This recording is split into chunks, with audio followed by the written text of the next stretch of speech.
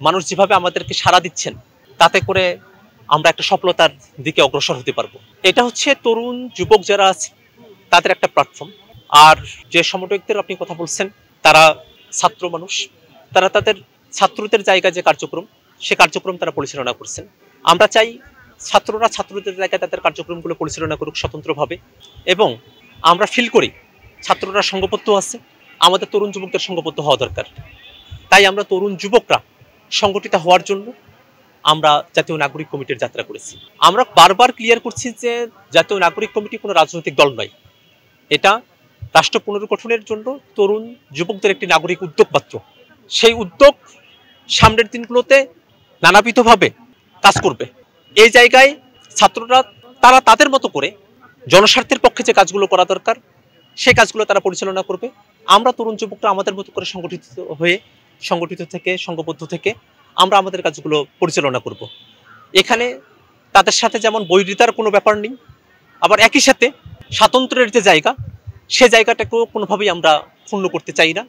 আমরা চাই বৈষম্যবৃত্তি ছাত্র আন্দোলনে যারা আছেন, যারা সমন্বয়করা আছেন, আন্দোলনকারীরা আছেন সর্বস্তরের, তারা তাদের মতো করে যে বাংলাদেশ রাষ্ট্রের পুনর্গঠনের যে লক্ষ্য, ফ্যাসিবাদী ব্যবস্থার বিলোপ এবং নতুন রাজনৈতিক বন্দোবস্তের যে গণ অভ্যুত্থানের আকাঙ্ক্ষা, তা বাস্তবায়নে কাজ করবে।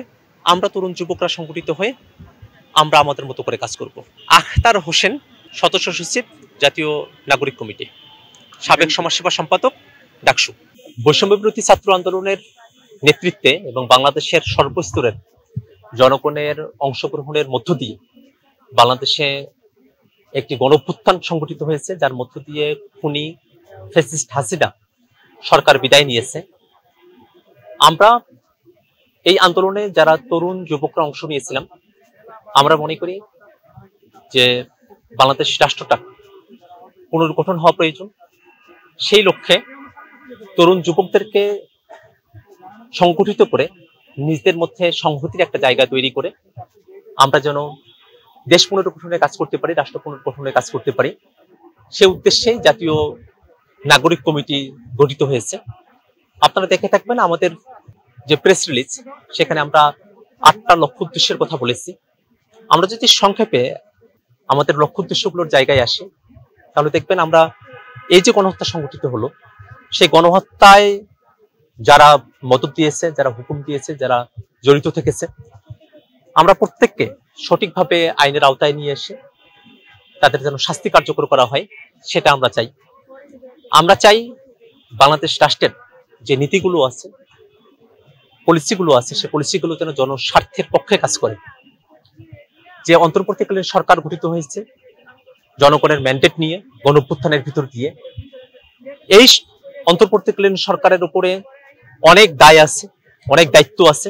সে দায়িত্বগুলো তারা যেন সঠিকভাবে পালন করে, এই জন্য আমরা তাদেরকে সহযোগিতা যেমন করতে চাই, একই সাথে আমরা তাদেরকে জবাবদিহিতার মুখ নিয়ে আসতে চাই। আমরা চাই বর্তমানের যে সংবিধান আছে, সে সংবিধান নিয়ে জনপরিসরে আলাপ চলছে, যে সংবিধান হয় সংশোধন করা প্রয়োজন বা পুনর্লেখন করা প্রয়োজন।